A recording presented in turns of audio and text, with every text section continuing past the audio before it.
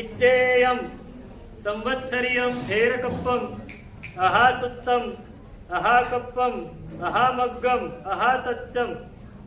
આ સંવત્સરિક સ્થવિર કલ્પ એટલે કે પર્યુષણાની આરાધના મર્યાદા પ્રમાણે, સૂત્ર પ્રમાણે, માર્ગ પ્રમાણે, તત્વ પ્રમાણે સંમમ કાયેણ ફાસિકતા પાલિકતા સોહિતતા તીરિતતા કિષ્ટિકતા અરાહિતતા આપણે મન વચન કાયાથી એનું પાલન કરીને, એને સ્પર્શ કરીને, એને શોભાવીને, એને પાર ઉતરીને, એનું કીર્તન કરીને, એની આરાધના કરીને, આણાએ અણુપાલિકતા પરમાત્માની આજ્ઞા પ્રમાણે એનું પાલન કરીને, અથે ગૈયા સમણા નિગંથા તેણેવ ભોગ ગહણેણ સિદ્ધંતી આવું બધું કરવાવાળા શું થાય છે તો કે કેટલાક શ્રમણ ભગવંતો, કેટલાક જીવો તે જ ભવે સિદ્ધ થાય છે, બુદ્ધ થાય છે, બુજ્જંતી મુચ્ચંતી મુક્ત થાય છે, પરિનિભાયંતી નિર્વાણ પામે છે, બધા દુઃખોનો અંત કરે છે।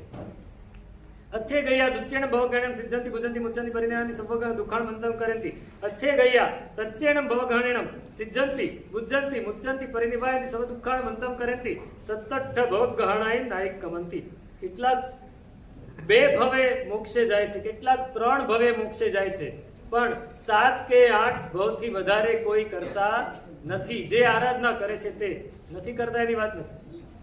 તેણમ કાલેણમ તેણમ સમયણમ સમણે ભગવાન મહાવીર રાય દિએ નગરે ગુણશીલીએ શિલય ચેયે બહુણમ સમણાણમ બહુણમ સમણીણમ બહુણમ સાવયાણમ બહુણમ સાવિયાણમ બહુણમ દેવાણમ બહુણમ દેવીણમ મજ્જ ગયે ચેવ એવમ આઈખરી। આ વાત કોણે કરી? આ પર્યુષણા કલ્પની વાત કોણે કરી? તે કાળે અને તે સમયે શ્રમણ ભગવાન મહાવીર રાજગૃહી નગરીમાં ગુણશીલ નામનું ચૈત્ય છે, ત્યાં ઘણા બધા સાધુ ભગવંતો હતા, ઘણા સાધ્વીજી ભગવંતો હતા, ઘણા શ્રાવકો હતા, ઘણા શ્રાવિકાઓ હતા, ઘણા દેવો હતા, ઘણા દેવીઓ હતા, એમની વચ્ચે બેઠેલા।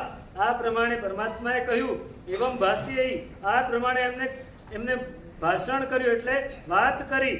એવમ પંડવી આ રીતે પ્રજ્ઞાપના કરી, એવમ પરુવે આ રીતે પ્રરૂપણા કરી। પજ્જો સવણા કપ્પો નામમ અધ્યયનમ આ પર્યુષણા કલ્પ નામનું અધ્યયન સ અર્થમ અર્થ સહિત, સ હેવમ હેતુ સહિત, સ કારણમ કારણ સહિત, સ સૂત્તમ સૂત્ર સહિત, સ અર્થમ સ ઉભયમ સ વાગરણમ અર્થ સૂત્ર અર્થ અને તદુભય સહિત, વ્યાકરણ એટલે વિવરણ સહિત, બુજ્જો બુજ્જો વદંસે ઇતિબેમી પરમાત્માએ વારંવાર કહ્યું છે એમ અમે કહીએ છીએ। બોલો શ્રી મહાવીર સ્વામી ભગવાનની જય।